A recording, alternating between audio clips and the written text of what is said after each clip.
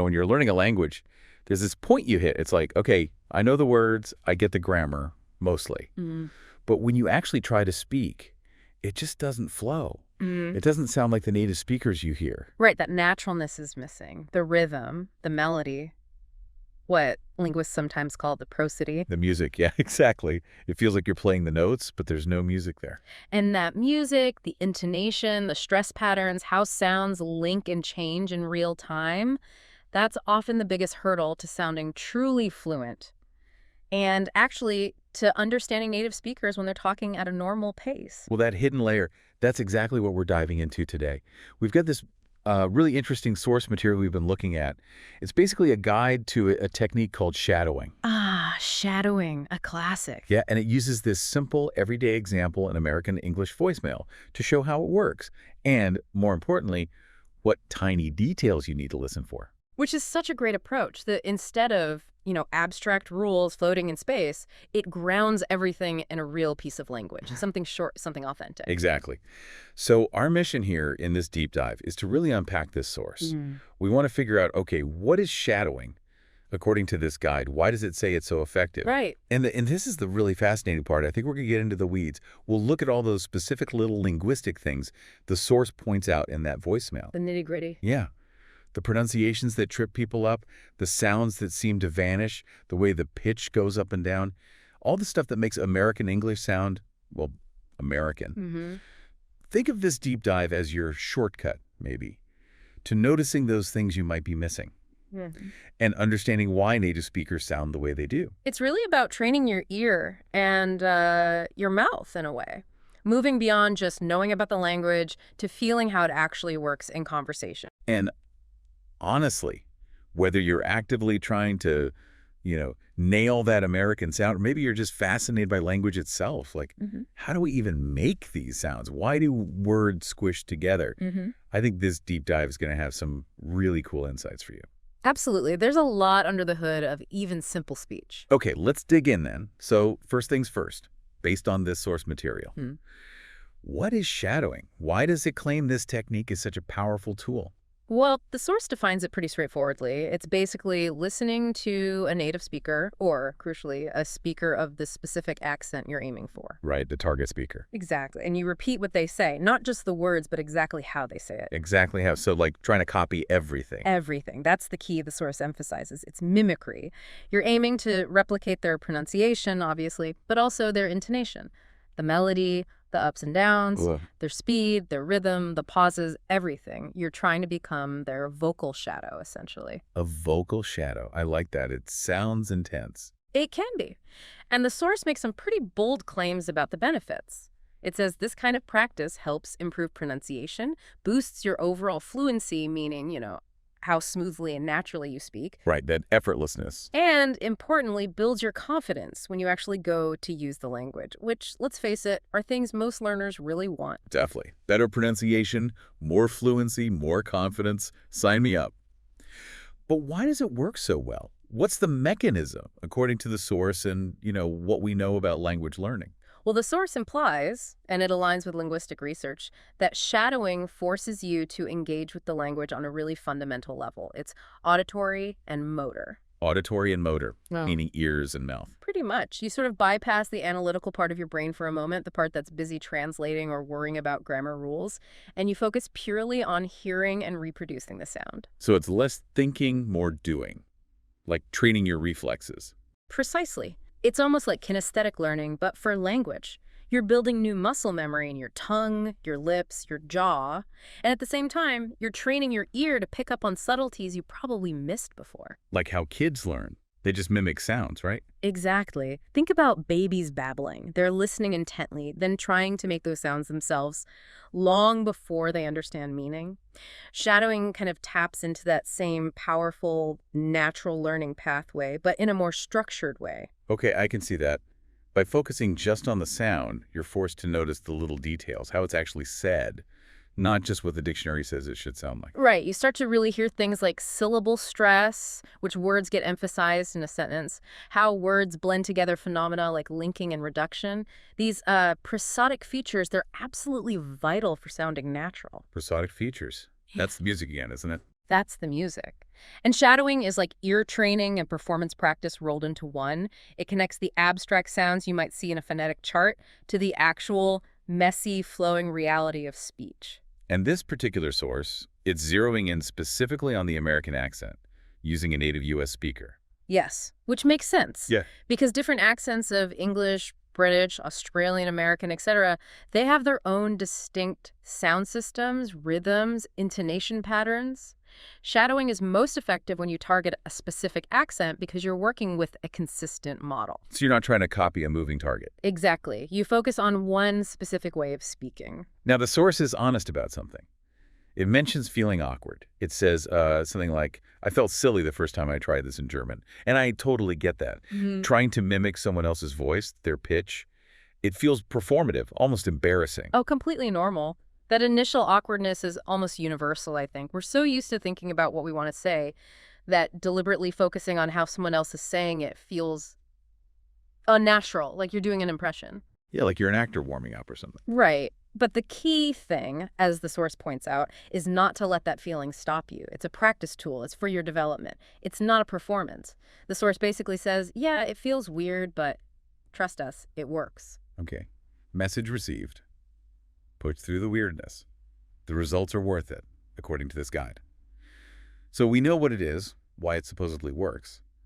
How does the source suggest actually doing it? What's the method using this voicemail example?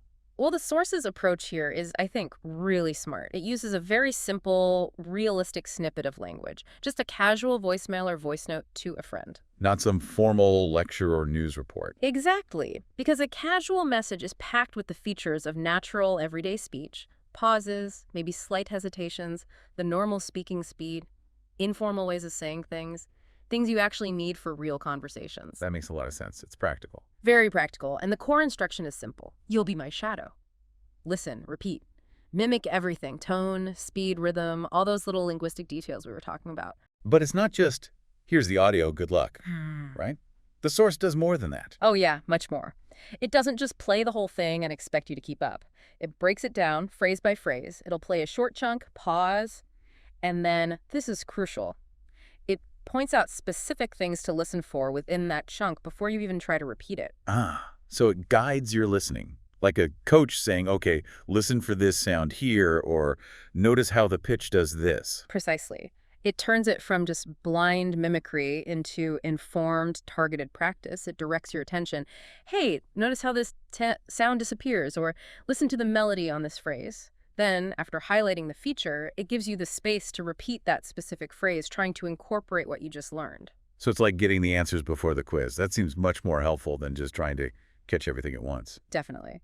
And the source also explicitly mentions, feel free to pause, refers to its own format, maybe a video pause, and practice a phrase over and over if you need to. So you control the pace. If one bit is tricky, you can loop it. Exactly, because some sounds or patterns will naturally be harder for you depending on your first language and what you're used to. Being able to isolate a difficult phrase, listen, repeat, listen, repeat. That's how you build that muscle memory until it starts to feel more automatic. This whole method, the realistic material, breaking it down, pointing out specific features, letting you pause and practice it, sounds really effective. It makes tackling the complexity of real speech seem manageable. It really does. It takes something that can feel overwhelming, the continuous stream of native speech, and dissects it into learnable components. And by focusing on those specific features the source highlights, your practice becomes super targeted. You're not just vaguely trying to sound better, you're actively working on incorporating specific native-like patterns. Okay, I'm sold on the method. It sounds solid. But now we get to the really juicy part, for me anyway, part 3. The deep dive into the actual details the source pulls out of that American English voicemail. This is where we get the secrets, right? Absolutely. This is where the source uses that simple voice note as a kind of living laboratory. It showcases all these linguistic phenomena that are everywhere in casual American English, but often fly under the radar for learners. These aren't weird exceptions. They're the standard way things work in natural connected speech. Okay, let's start right at the beginning. The voicemail in the source starts with, hey, it's me. What does the source point out there? Intonation. It specifically notes that the pitch isn't flat. It goes up slightly on hey, and then it comes down at the end on me. Hey, up, it's me. down. A little up and down curve, like a little musical phrase. Exactly. And the source encourages practicing that specific contour. In American English, that kind of rise-fall pattern is super common for simple greetings, short statements, introductions. It signals, here's a piece of information, I'm friendly, the thought is complete. What if you didn't do that? What if it was flat? Hey, it's me.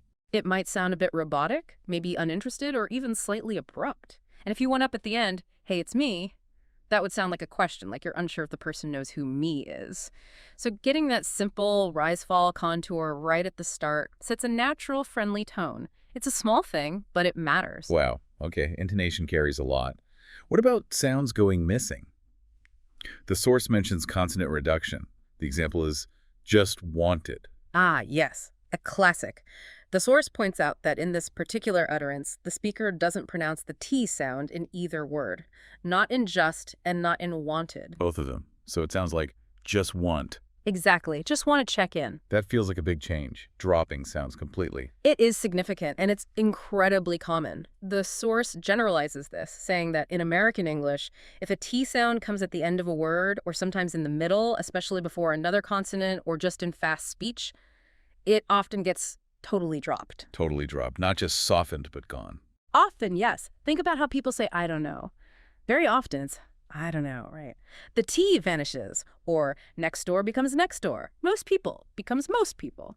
It's a systematic reduction to make speech flow more easily.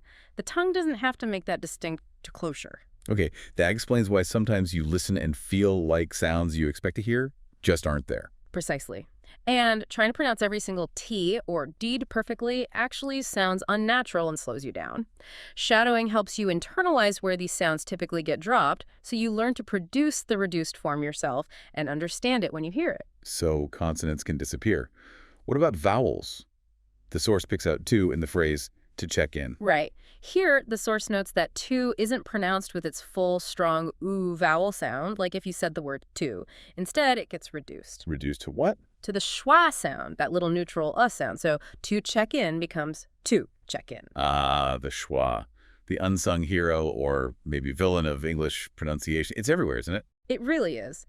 The source mentions that function words like to, especially in fast speech, often lose their full vowel sound. This happens because to isn't stressed here. The stress is on check, to check in. So unstressed syllables often get this sound. Very often. It's the most common vowel sound in English precisely because it's the default sound for unstressed syllables. Think about a becoming a book for becoming kun, and it becoming un. It's all about efficiency. Strong vowels take effort. The schwa is minimal effort. That feels like a really important principle. If a word isn't stressed, its vowel probably weakens, often to schwa. That must affect the rhythm hugely. Absolutely. English is a stress-timed language. Stressed syllables fall at roughly regular intervals, and the unstressed syllables in between get squeezed or compressed, often through vowel reduction. Mastering the schwa and knowing where vowels reduce is fundamental to getting that natural English rhythm. Shadowing forces you to do it because you're copying someone who does it naturally. Okay, dropped consonants, reduced vowels. What about how words bump into each other? The source talks about linking and dropping sounds, starting with, and see how you're doing. Yeah, first it points out that the bead sound at the end of and often just falls away before a consonant sound like the and C. So and C becomes and C. Another dropped consonant. It's like spoken English is trying to get rid of them. Well, the difficult ones maybe, especially at the ends of words. But then the source gives another example with and followed by a vowel.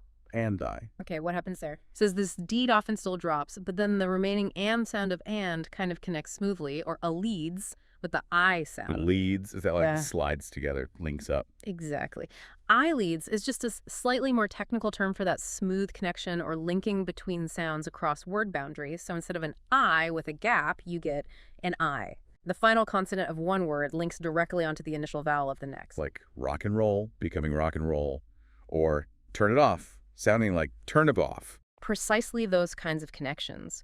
It makes the speech flow without little stops between words. It's absolutely fundamental to sounding smooth and connected. Shadowing helps you feel where those links happen naturally. This is fascinating. Okay, what else? The source mentioned something about ing endings, using doing as the example. Yes, it observes that very often in casual American speech, The final ing sound, that a sound made at the back of the mouth, gets shortened or reduced to just an n sound in made at the front. So instead of doing with the sound in sing, Yeah. it's more like doing with a sound in sin. Exactly. Right. How you doing? What's happening? I'm going home. It's a very common feature, especially in informal situations or when the ing word isn't stressed. It's a shift from a velar nasal to an alveolar nasal N.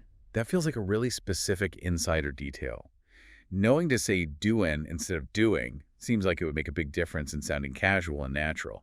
It definitely does. It's one of those small phonetic details that clearly marks informal American speech. Noticing it and being able to produce it is a big step towards sounding more authentic in those contexts. Okay, so we've had falling intonation on statements, dropped T's and vowels reducing to schwa, consonants linking to vowels, M becoming N.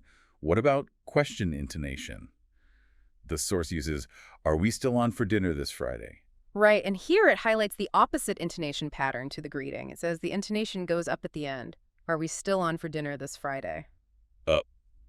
That classic upward inflection for a question. That's pretty standard, isn't it? It tells the listener you're asking something. Yes, it's the primary way we mark yes-no questions in English. That rising pitch signals, I expect a yes or no answer, or I'm seeking confirmation. It clearly contrasts with the falling pitch we usually use for statements or for way questions like, where are we going? Down. So the melody itself is part of the grammar, telling you if it's a statement or a question. Absolutely. If you used falling intonation on, are we still on for dinner this Friday? It might sound like you're reminding someone or making an assumption, not really asking. So getting that rise right is crucial for clear communication and, frankly, for politeness when asking. Makes sense. The source then brings up linking again with still on. What's the point there? It notes that the final sound of still connects smoothly, or allides, to the O sound at the beginning of on. Consonant linking to a vowel again, so still on. Exactly. Still on. It avoids that little break between the words, just like tell us becomes tell us, or call Alan becomes call on. That final consonant sound naturally attaches to the following vowel sound. It really seems like linking and reduction are just happening constantly. They are. It's the glue holding connected speech together. Okay, now for some maybe more dramatic changes. The source mentions, do you remember becoming? Joel. Haha, yes. That's a fantastic example of really fast, informal speech processes. What happens is assimilation and reduction combined. The D sound at the end of do and the J sound like Y in yes at the beginning of you often merge together. D plus Y, just. Exactly. They create a D sound, the J sound in judge, and the vowel in you often reduces to schwa or disappears. So do you remember can absolutely sound like je remember or je remember in rapid casual conversation. Wow. Jur remember. That sounds almost like a different word entirely. No wonder learners get lost sometimes. It's a huge transformation, and if you're listening for clear do you, you'll completely miss it. Same with things like did you eat becoming did you eat, or want to becoming wanna, going to becoming gonna. These aren't sloppy, they're predictable patterns of reduction and assimilation. The source also mentions your end, linking together smoothly. Your end. Yep, another case of linking. This time there are sound connecting to the E. And it revisits talk to you soon, saying it becomes talk to you. Right, reinforcing that reduction of to and the smooth connection. It emphasizes you wouldn't typically hear a fully pronounced talk to you in this context. It's faster, smoother talk to you. The more examples we go through, the clearer it becomes that spoken words aren't like beads on a string. They melt into each other. They change each other. That's a great way to put it. It's co-articulation. The position of your mouth for the next sound influences how you pronounce the current sound. It's all about smooth transitions. Shadowing helps you physically experience those transitions instead of just reading about them. Okay, shifting gears slightly. The source talks about emphasis or stress. The example sentence is, I found this great Italian place downtown and I think you'll love it. What's highlighted there? It points out that the speaker naturally puts more emphasis on certain words. Great, Italian place downtown, and love it. Why those words? Because they carry the most important information. They're the content words. Adjectives, great, Italian. Nouns, place, downtown. And the key verb expressing opinion, love.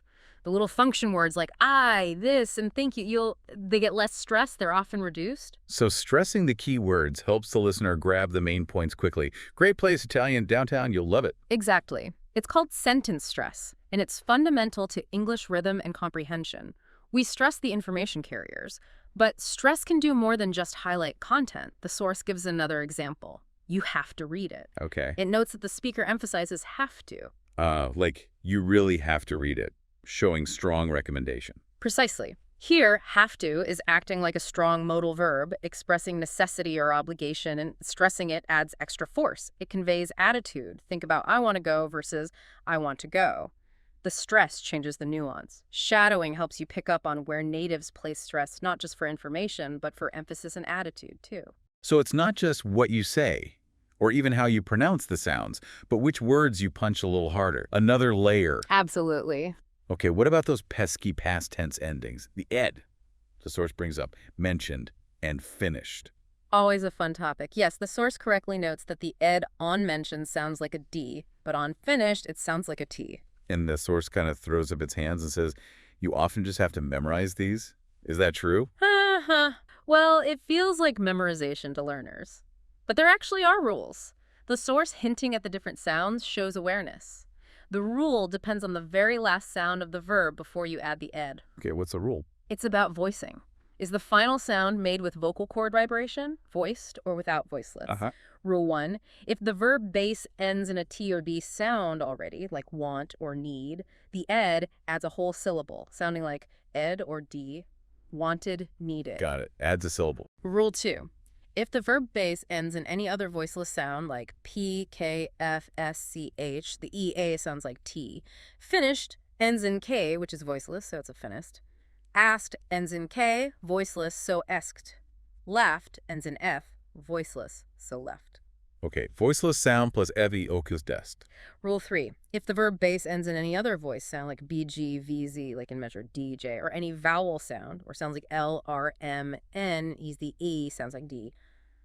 Mention ends in N, which is voiced, so nend. Played ends in a vowel, voiced, so pled. Lived ends in V, voiced, so leved. Voice sound plus AD sound. Okay, that makes sense. So finished is voices, left E is voiceless plus S. Mentioned N is voiced TED. The rules work. They do, but the source's point about memorization is kind of true in practice. Learners don't usually stop mid-sentence to think, is N voiced? Okay, add D. They internalize the patterns through lots of exposure and practice, like shadowing, so it becomes automatic, like memorization. And the source also adds that even these sounds might get dropped sometimes in speech. Right. Especially the D sound at the end. Just like other final consonants, it can get reduced or assimilated in connected speech. Spoken language is always looking for efficiency. Man, it feels like every rule has an exception or a variation depending on how fast you talk.